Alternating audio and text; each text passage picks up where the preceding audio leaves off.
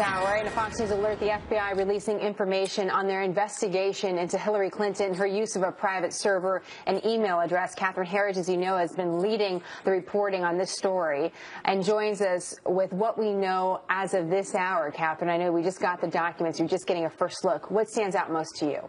That's right. Well, there are two documents. There's a summary of the FBI investigation into the possible mishandling of classified information. That's a very lengthy document, about 47 pages. And then there's something called the 302, which is what I have right here. It's about a dozen pages. And a 302 is what the FBI calls their summary of an interview. The FBI does not traditionally record interviews, so there's no transcript. It's a summary by the agents who conducted the interview. And I'm about halfway through the 302.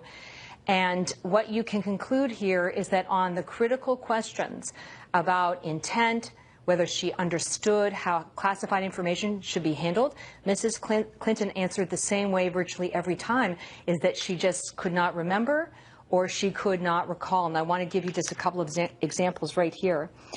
She's asked when she first got her security clearance and whether she carried it over from the Senate to the State Department. And the FBI summary says Clinton could not recall when she first received her security clearance and if it was carried with her from the Senate to the State Department. Then she says Clinton could not recall any briefing or training by state related to the retention of federal records or the handling of classified information. It goes on further. Clinton recalled being briefed on special access programs. These are like the crown jewels of the U.S. intelligence community. She goes on to say she could not recall any specific briefing on how to handle information associated with special access programs. And that's a very big problem, and I'll tell you why. Because in 2009, within days of becoming Secretary of State, she signed two of these. These are non-disclosure agreements. One is about classified information, and it provides very specific steps, if you will, for the handling of this information and then also for special access programs. And when you sign these documents, you are confirming to the U.S. government that you understand what classified information is, you understand what a special access program is, you understand that this is some of the government's most closely held secrets, you understand how it's supposed to be handled. Yet she signed these documents and told the FBI she couldn't remember any briefings, she couldn't remember any training, she couldn't remember how to handle this information, and that she trusted people at the State Department to use their judgment and not send anything to her that was classified. So she essentially dumps the problem on her subordinates in this interview, at least based on what I have read so far. We're going to let you continue reading. I know you're going to be back with more information as you get it, and we're going to take a little time to talk more about this. Catherine, a lot there. Thank you. Yeah, you're welcome. And bring in now Eric Schiffer, contributor for the Washington Times and Newsweek, Alexis Levinson of the National Review. Nice to have both of you with us. Alexis, we just heard Catherine Herridge's reporting. How do you square on one side the non-disclosure agreement that has Hillary Clinton's signature on it, and on the other hand, her seeming inability to remember much of anything when she's interviewed by the FBI? Well, so I haven't had a chance to look at any of these things. I've been sitting in this chair when they came out. But, I mean, I do think this presents probably the biggest hurdle she has in this election, that, you know, these FBI documents keep coming out and it keeps bringing the story back. And I think that is kind of the biggest problem for her moving into the final, what are we, 68 days until the election? 68, 67. Eric, as you hear all this, what's striking is that it comes out on a Friday before a holiday weekend, and to any other presidential candidate it would seem to be damning. Yet this is a woman who the FBI director got up and said was careless, was negligent in handling classified information, said all these things about. A week and a half later, her party nominated her for president, and she's leading in the polls. So is this something, is all the information about the email servers sort of baked into the electorate, and it's just all of us sitting here talking about it? I don't know that it's baked in, Leland. I think this is a problem. This will continue to be a problem. The fact that it's dripping will likely continue to depress her numbers. I think that's part of why we've seen this closure. I mean, it's really not been Trump moving up as much as it's been Clinton moving down. And they've got to get in front of it, likely a press conference, something where she can open up. But right now, to stay invisible or behind the scenes and then have these drips, it will hurt her. It will continue to hurt her. Alexis, you said the magic word here, press conference. 273 days since she's had a press conference? Has it become almost now incomprehensibly harder to have one now with all these documents sitting out here from the FBI and reporters being able to read from her FBI investigation? I think the problem with the fact that she hasn't had a press conference in a while is that no matter when she does it, no matter what just came out, it's always going to be a really loaded thing. Reporters haven't gotten a chance to ask her a lot of questions. Things have been building up. As soon as she holds a press conference, it's going to be a big deal. It's going to take over the news cycle.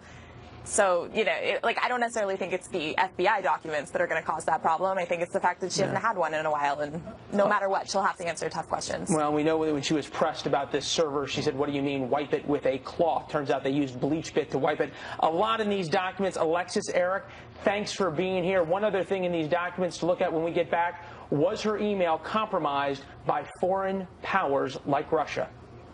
Alert as a stunning Friday afternoon before a holiday weekend document dump comes out from the FBI just now, releasing documents about what they learned during their investigation of Hillary Clinton's email server. And these 60 pages are indeed stunning.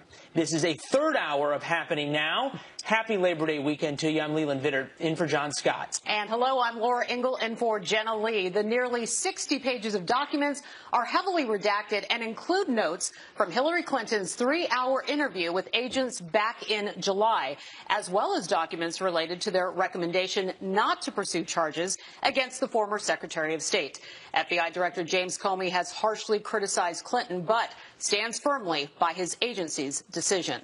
Chief Intelligence Correspondent Catherine Herridge joins us live from Washington. All right, Catherine, what have you learned so far? You've got through a lot of this. Well, this is the 302. This is what the FBI calls its summary of any interview that's conducted by their agents. There's no transcript. The FBI does not traditionally record interviews, so this is a summary that the agents put together and then they sign off on it for headquarters. And one of the criticisms coming into the release of these documents is that the FBI agents who questioned Mrs. Clinton never really pressed her on this issue of intent, why the server was set up in the first place, and how she felt this was consistent with maintaining federal records and also the handling of classified information. And based on the 302, this criticism is very valid. She talks about how it's convenient, but there seems to be no follow-up from the agents as to why she thought this to be the case and how this in any way was going to protect classified information. The other main headline reading this document is that on critical points, Mrs. Clinton seems to have forgotten or simply cannot recall for agents what the specific training was for classified information. And I'll read one section for you. She tells the agents that she can't remember when she got her security clearance and whether it was carried over from her time in the Senate then to the State Department. And it reads in part, Clinton could not recall any briefing or training by state related to the retention of federal records or the handling of classified information. She also goes on to say that she was briefed on what are called special access programs. These are the most closely held intelligence programs that the U.S. government has. But she says she can't recall the specific training that she received or any kind of briefing for the handling of such sensitive information. She goes on to say at one point that she never believed that classified information was sent to her because she relied on her aides not to send anything sensitive. And she could not recall for agents how it was in the first place that this ClintonEmail.com domain was set up. So on these critical questions, she has, in almost every case, sort of a lapse in memory on the details, Laura. And Catherine, in terms of the top secret emails themselves, have we learned anything new about these particular top secret emails? Well, one of the things that's striking in this 302 is that if you have been watching Fox News, many of the stories that we broke here on Fox News, she's asked about the specific points of the intelligence in her interview with the FBI. She was asked about the drone program. Those sections are heavily redacted, but we now know that would have been one of the special access programs that was discussed on Hillary Clinton's unsecured server. There's also a section where they ask about an American military officer who was killed in Afghanistan. We reported on this case because we understood that this was an example of human intelligence reporting. that was discussed on the server. We now know that this person had cover and was working for the CIA. So they essentially outed him after his death in the Clinton emails and exposed his family to grave risk, Laura. All right, Catherine Herridge, thank you so much. So much for us to all wrap our heads around. Thanks for breaking that down for us. All right, for more on this, Chris Stirewalt, Fox News digital politics editor, joining us from D.C. You can always count on the FBI to, shall we say, make Friday afternoon pretty interesting before a holiday weekend. Well, Washington does like to take out the trash on Friday. The turkey drop, as it is also sometimes known. You take the bad stuff and you put it on the curb right before everybody leaves town. Well, you say they're doing this, but the FBI is supposed to be nonpartisan. They're supposed to be completely independent investigators, and that's the one thing that James Comey kept relying on. Is it then just a coincidence that you do the so-called turkey drop on Friday afternoon, or do we have to think this was planned by the FBI, therefore making it a partisan act? I highly doubt that this was I highly doubt that James Comey wanted to do anything to make Hillary Clinton look better. I would certainly chalk this up to bureaucrats who get rid of something at the end of the weekend and then leave town. Everybody's done. They'll drop it off and then be gone. All right, so now we get to the substance of this, and you think about Hillary Clinton's excuses that are now detailed in that 302 when she talked to the FBI. She couldn't recall. She blames her aides. In one of them, she actually says in December of 2012, Clinton suffered a concussion, then around New Year had a blood clot. Based on her doctor's advice, she could only work at State for a few hours a day, and once again, the magic words, could not recall every briefing she received. At some point, do all of these excuses, when given to the FBI, because if she lies to the FBI, it's a crime, so she had to get creative there, these excuses don't jive with some of the other things that she's done, like sign a non-disclosure agreement. So the question is, do these inconsistencies matter? Well, look, if you call in sick to work, you can't get caught going to the beach. If Hillary Clinton says that she can't recall and that her fall and blood clots interfered with her memory for a period of time, she can then not also claim that she is robustly healthy and ready to dive into the work of being president of the United States. You can't have it both ways.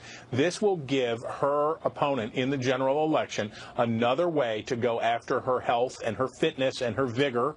We have two of the oldest candidates running for office in memory, and I'm sure that her citing a bad memory and physical ailments as a reason for not recalling things is going to be good fodder for Donald Trump. Well, yeah, you think about another quote here from the FBI summary. Clinton could not recall when she first received her security clearance, and if she carried it with her to State via reciprocity from her time in the Senate. Clinton could not recall any briefing or training by State related to the retention of federal records or handling of classified information. All over the internet is the copy of the non-disclosure agreement she signed back in 2009 saying, I've been briefed, I understand, on and on and on and on. That seems to be a ready-made attack ad by Donald Trump or any super PAC supporting him.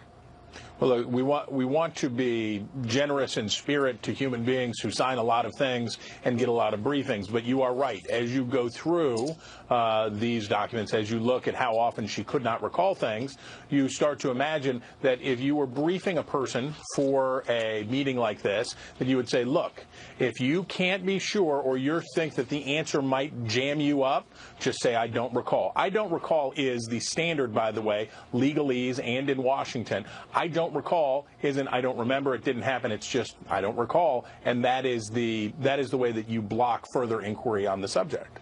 Right. So obviously there's a political calculation there. Do you try to walk around it, or do you just say I don't remember, and that doesn't leave the FBI a lot of places to go? This, though, also goes to a different issue than simply recalling. It's what happened to Hillary Clinton's devices. And remember, she said famously, I wanted to use it out of convenience because I only wanted one device. Well, it turns out there was a lot of devices. This from the FBI report. Abedin, meaning Houman Abedin, and Hanley indicated the whereabouts of Clinton's devices would frequently become unknown once she transitioned to a new device. I mean, even college kids know to wipe their iPhone before they give it to their buddy.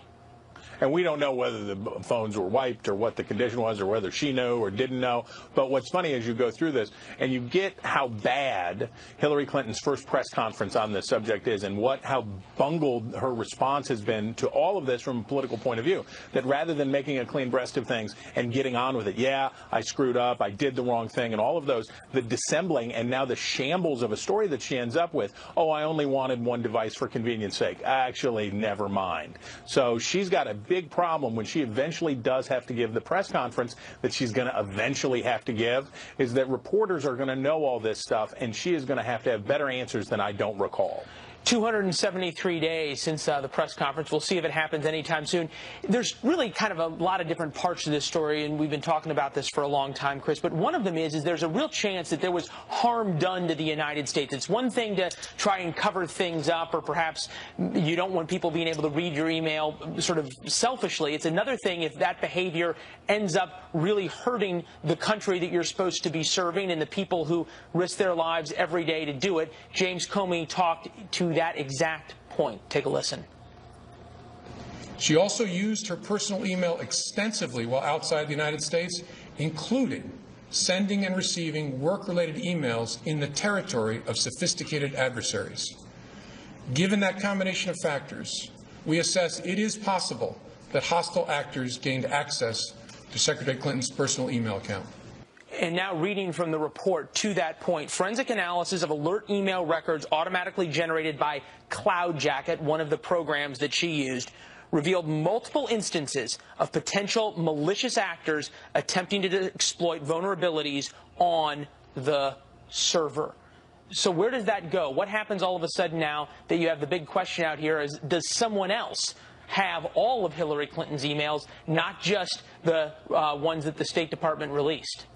Right, and Hillary Clinton made herself an enormous target in doing this, and that was really the greatest reproof that you heard from Comey and throughout his testimony and throughout the press conference that he held, basically to say, if you read between the lines on what he was saying, it was, I can't prove that she was hacked and that foreign bad actors got into her email, but she probably was. And just because we don't have proof of that, now the danger for Clinton, of course, is that the proof will come in the form of the release of the emails, and that one day, and she has to go through every day of this campaign looking over her shoulder thinking, is today the day? Is today the day that Vladimir Putin does this? The other thing that she did was made herself vulnerable to fake emails because of all of this and BleachBit and whatever is tumbling around on her former server and out in the wider world. What's to stop somebody from dummying up some emails and saying, oh, I got these and this is what she said? She put herself in a terrible, terrible situation with this stuff. And now I'm going to ask you to do a little bit of analysis on the polls. We only have a couple of seconds left. So much has already been known, including everything that James Comey said before even the convention, and yet the DNC nominated her to be their nominee and run for president. At some point, has the electorate become immune to all of Hillary Clinton's email woes? Is this just something we all talk about inside the Beltway, as outrageous as it might seem? Or at some point, is this going to break through and perhaps even send her honest and trustworthy numbers lower than they already are? How could they go low? I don't know how they would go lower. I will say this.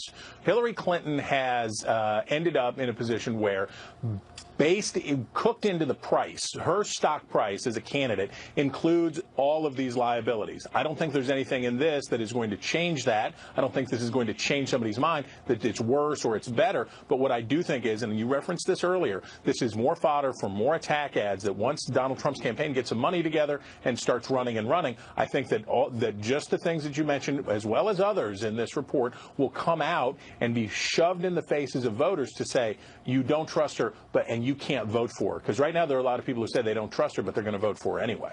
Well, Chris, if you thought you were going to have a holiday weekend relaxing, I think you got a little bit of work ahead of you, my friend. See you in D.C. Thanks for being with us. You bet. All right. It's Fox News Alert. It is a Friday afternoon document dump right at the start of a holiday weekend. The FBI just releasing documents revealing what they learned during their investigation of Hillary Clinton's email server. All right, we're going to keep talking about this. Alan Colmes is the host of The Alan Colmes Show and a Fox News contributor. You know him well. And Tomi Lahren. Lahren is the host of Tommy on the Blaze. A lot to get to here, you guys. I want to start with you, Alan, in regards to what we have learned and the reports that we've been hearing about the stuff that's been redacted, what the FBI is telling us now. I just want to get your general thoughts. Well, James Comey already knew everything, including that which was redacted. And James Comey, who was a Republican, came forward and said there's no reason to indict. Again, there's a political witch hunt going on, and those who would like to see Hillary Clinton not become president clearly have an agenda here and want to keep talking about emails. This has been pretty much adjudicated. You had a recommendation from the FBI that there's no precedent for indicting in a situation like this, and while there may have been carelessness, there was nothing that was law-breaking. In fact, the Records Act went into effect, as we now know it, after she was Secretary of State. And so, people want to keep harping on this, and if Republicans really want to win in November, maybe they ought to focus on a positive message and maybe a positive candidate for the American people, but this is going over old territory. All right, Tommy, you've been outspoken on the issue. This comes, of course, as we're going into Labor Day weekend. What do you make of what we've learned so far? I think that though no charges are recommended by FBI Director James Comey, no charges recommended does not mean innocent. It does not mean that she wasn't extremely careless and showed bad judgment. The American people have a binary choice here. They're going to choose Hillary Clinton, who has repeatedly lied, or they're going to choose Donald Trump. That is the choice we're left with. All this stuff that comes out about Hillary and her lies and her lying about lies is continued. And I would disagree with Alan, because I don't think national security and cybersecurity and closely held secrets from the United States of America, I don't think that's a right-wing conspiracy. I think that that is in the interest of the American people to know exactly what Hillary Clinton was doing at her time as Secretary of State and what she could do as Commander-in-Chief, President of the United States. It's a fair question. All right. Well, obviously, we've got a lot to talk about continuing with this hour, and we will do that. We start with a Fox News alert here. The FBI releasing documents this afternoon revealing what they learned while they investigated Hillary Clinton's use of a private email server. Now, Jason Miller, he's the senior communications advisor for Donald Trump. He just released this statement. We want to read it to you now. Quote, Hillary Clinton is applying for a job that begins each day with a top secret intelligence briefing. And the notes from her FBI interview reinforce her tremendously bad judgment and dishonesty. This just coming out in the last few moments. We want to bring in senior political correspondent Mike Emanuel. He is live in Washington for us now on the story that we continue to watch and get reaction from. Mike. Well, hi, Laura. There's been a question of whether the Clinton private server was successfully hacked. This report says the FBI investigation and forensic analysts did not find evidence confirming the Clintons' email server systems were compromised by cyber means. However, it does say the FBI's inability to recover all server equipment and the lack of complete server log data for the relevant time period limited the FBI's forensic analysis of the server systems. On page 30, it notes the FBI does not have in possession any of Clinton's 13 mobile devices, which potentially were used to send emails from Clinton's private email addresses. It notes the FBI could not make a determination as to whether any of the devices were subject to compromise. It also notes the FBI does not have in its possession 2 of the 5 iPad devices which potentially were used by Clinton to send and receive emails during her tenure as Secretary of State. The FBI notes it forensically examined 2 of the 3 iPads it was able to obtain and found no evidence of cyber intrusion. Now, House Speaker Paul Ryan just put out a statement saying, quote, these documents demonstrate Hillary Clinton's reckless and downright dangerous handling of classified information during her tenure as Secretary of State. They also cast further doubt on the Justice Department's decision to avoid prosecuting what is a clear violation of the law. This is exactly why I have called for her to be denied access to classified information. So information is breaking at this hour. We're still going through the paperwork ourselves, but that's the initial reaction from the Speaker of the House. Laura? All right, Mike Emanuel for us in Washington. Indeed, a lot to get through. Thanks for reading through all of that.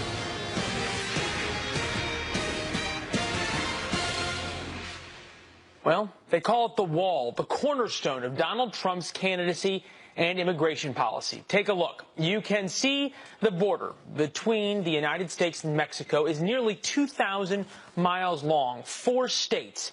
So building a wall brings up a lot of logistical questions, like who's going to pay for the massive price tag, not only the materials, but the labor as well. And as we have heard for more than a year now, here's Mr. Trump's answer. Mexico will pay for the wall.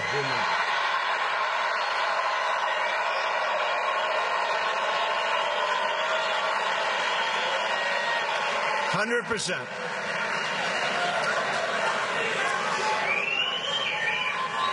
They don't know it yet, but they're going to pay for the wall.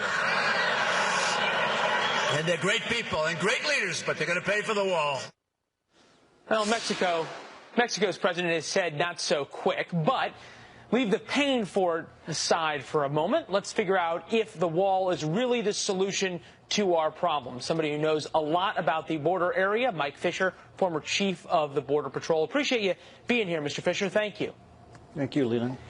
As you look at Donald Trump's plan, and you think about a wall, do we need a physical wall, or do you sort of need a metaphorical wall of sensors, aircraft, Border Patrol agents, some places a wall, some places using the Rio Grande to secure the border? Well, Leland, I think, first of all, again, thanks for the opportunity to comment on this. The border environment is very complex, and so too are the solutions to keep this country safe. There are areas of high risk along the border with Mexico that would require, and still require today, a wall or a fence.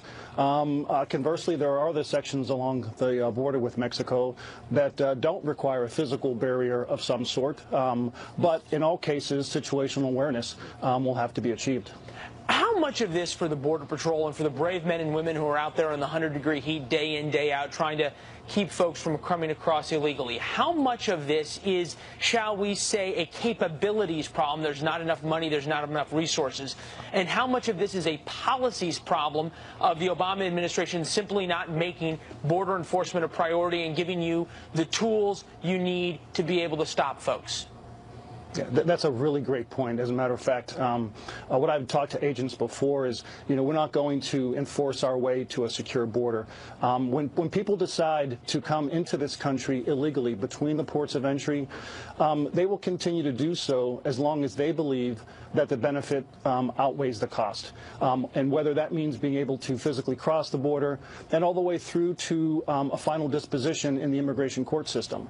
So yes, it is capability at the border, both in terms of personnel, both in terms of technology, both in the quality and quantity of detection and monitoring equipment, to be sure, and then the policies that we adopt as a country in terms of what do we do once an individual is detected, is apprehended, and the length in which they're able to stay in this country pending an adjudicated final disposition by the courts. Are there a lot of Border Patrol agents who are pretty frustrated in the sense that oftentimes they're down there, they're working hard, they grab people, and all of a sudden 2, 3, 4 weeks later, it's like going back all over it again? It's deja vu?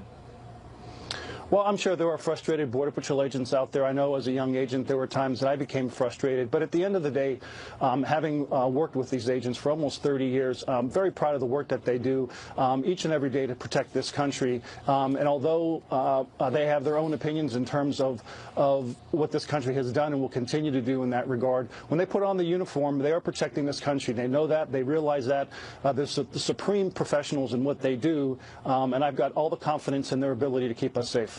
Well, and you point out sort of this issue that if there is a desire, if there is a will, if there's an economic reason to come to America, people will find any way to do it. You build a wall, they might build a tunnel. Here's former General Barry McCaffrey on that very issue, saying the Border Patrol has done an incredible job given its resources, but it would be a stretch to say that the border and border communities are secure when the agency lacks a high confidence ability to detect cross-borders tunnels. No wall is going to fix that. And we've seen, obviously, smugglers use tunnels not only to get people across, but get drugs across as well.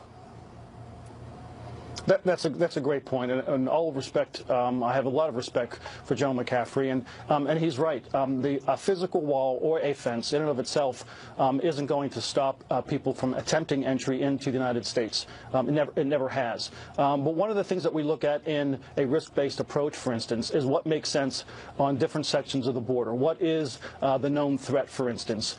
To what extent are we vulnerable among a lot of different avenues in which people try to enter this country illegally? So there's not a one-size-fits-all solution, regardless of how one characterizes a secure border. I didn't hear this from any of our producers. Are you supporting anybody for president, either Mr. Trump or Mrs. Clinton, actively?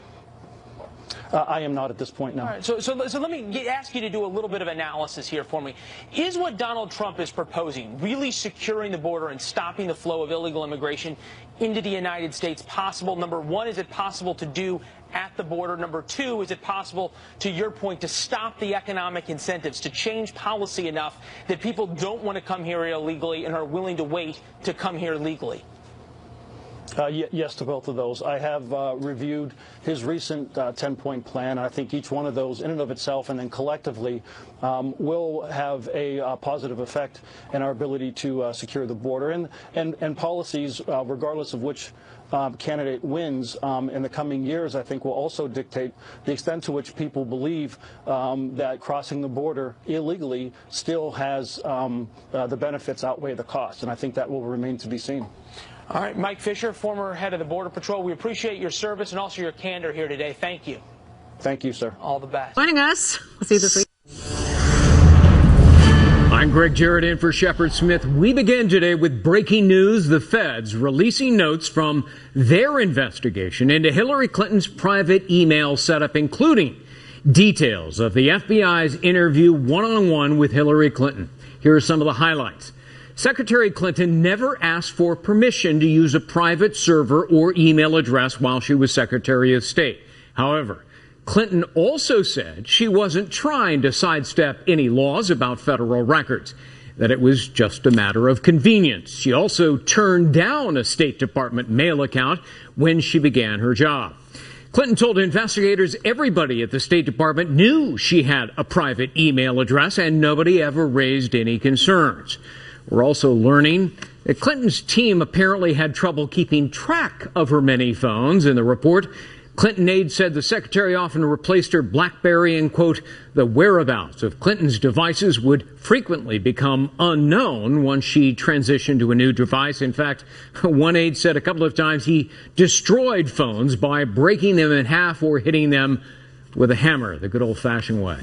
Well, according to the FBI, Clinton told agents she could not recall receiving any emails she thought should not be on an unclassified system. Also, she could not remember every briefing she ever received during her transition out of office because of a concussion. After a year-long investigation, the FBI director said Clinton and her aides were extremely careless, but officials did not have the evidence to recommend criminal charges.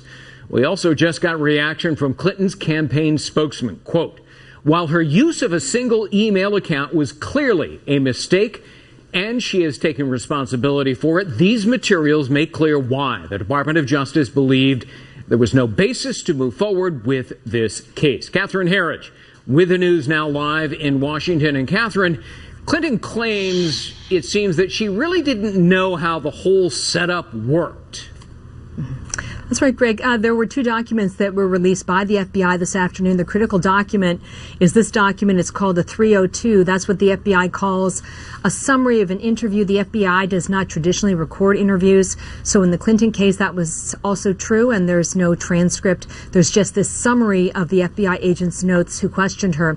And consistently throughout the interview, Hillary Clinton says that she simply cannot recall when she got her security clearance. She cannot recall any specific training or briefing for the handling of classified information, and she cannot recall any specific training for the handling of special access programs. These are some of the U.S. government's most closely held intelligence programs, such as NSA technical programs and also human spying. And the other thing that really jumps out from this 302 summary is the fact that Mrs. Clinton said she used the account for convenience.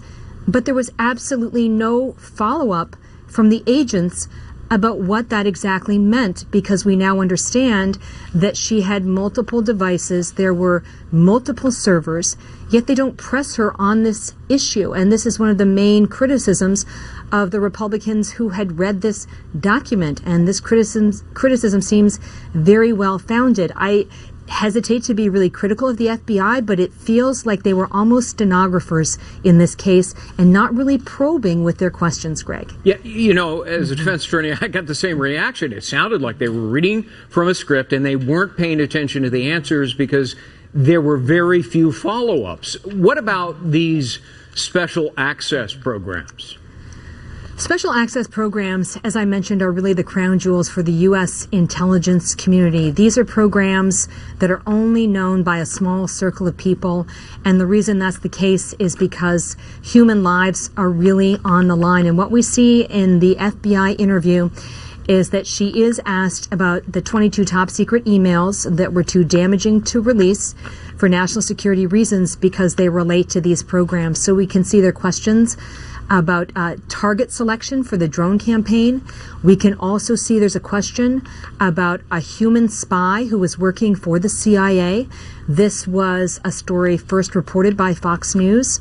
And we can also see that there's the discussion of a U.S. Army officer who was killed in Afghanistan, but a senior aide to Mrs. Clinton, or a longtime contact, essentially outed that person as someone who worked at the CIA after their death and really effectively put that person's family at grave risk. It's shocking to me to see that that was, in fact, the case. And what I would add is that the document says she can't recall the briefings and the declarations she made to the government about how she understood she would handle this information in an appropriate way. And she signed 2 of these non-disclosure agreements within just a matter of days of becoming Secretary of State, confirming to the government under oath that she understood the rules. Yet when she was questioned by the FBI, she was able to walk away from that interview saying, I don't remember, I don't recall, I didn't know the rules. And it's very hard to look at this document and not really understand. One of the criticisms I have heard consistently from people who've had security clearances is that if you had slapped another name on that file, that person would be in jail and not running for President of the United States. Catherine Herridge, live in Washington. Catherine, thanks very much. You're welcome. All right, let's talk about it now with Jammu Green, former advisor on Hillary Clinton's 2008 campaign and a Fox News political analyst. Kristen Tate joins us, contributor to The Hill, author of Government Gone Wild. All right, I read through the 60 pages and I took notes. And what I wrote down the most is, could not recall, was not aware, didn't think about it. I mean, over and over she seems, I hate to use the word, oblivious. And in fact, I'll be very specific. I sent these to the graphics department and we'll put them up on the screen. Here is her memory, which seems abysmal. Could not recall training on classified information. Catherine just mentioned that. Could not recall using your power to classify. Could not recall receiving emails that should not be on an unclassified system. Could not recall briefings she received when she left office because of her 2012 concussion. Kristen, defense attorneys always tell their clients, if you don't want to get charged, just say, I don't recall. And that's all over these 60 pages. Oh, yeah, it's just excuse after excuse from this woman. This is just being treated with a complete lack of seriousness by her. And it builds into this narrative that Hillary does not think the rules apply to her. And this is all coming out at a very inconvenient time for Hillary Clinton. You know, right now, 70% of Americans do not trust her. Only 41% of Americans view her favorably. And on top of that, Trump is coming out of a very, very strong week. I mean, some of the polls are even showing him ahead of Hillary. So this will keep these security scandals right on the front page, and I think this will hurt her. She doesn't recall being trained on how to classify a document or recognize a classified document, and she couldn't give a single example of how to do it. My Lord, she's Secretary of State. Isn't that evidence of rank incompetence? Well, I think what this is evidence of is exactly what the Clinton campaign said. They wanted these notes to be released. They did not want to have a drip drop of this coming out from Republican members of Congress who are giddy, like Kristen, this over is coming from the this. FBI. But the FBI that was lauded, the FBI director who was just one of the most respected men until he said, we unanimously you're say that we are not going to pursue prosecution. Demonstrate a lack of competence, that she doesn't know how to do something as basic as classify a document or recognize a classified document, and she's the top American diplomat who has to deal with it constantly. Look, I think everyone understands that Hillary has said she would have done this differently if she had it to do it all over again. That's been addressed. What hasn't been addressed is the fact that Donald Trump sits on top of this complex business network, for-profit business network, and the same questions that have been asked of the Clintons for the last 20 years by the organization behind this are not being asked of him. How is he going to divest from his network when he is in debt hundreds of millions of dollars to the State Bank of China? You're shifting it to Donald Trump, and I wanted to focus squarely. There has to be an equal playing field here, We've gone after Donald Trump on immigration consistently every day for the last 2 weeks, and I've certainly been a part of that. Let's be fair here and talk about Hillary Clinton's latest breaking news, her FBI interview. And let's put up on the screen the other part of my notes as I read these 60 pages of her interview. She seems profoundly uninformed, Kristen. She was not aware of hardware or software systems that she's dealing with on an hourly basis, was not aware of security concerns with private emails. Really? Could not give an example of classifying document, did not think about whether a military document on a drone being used should be classified.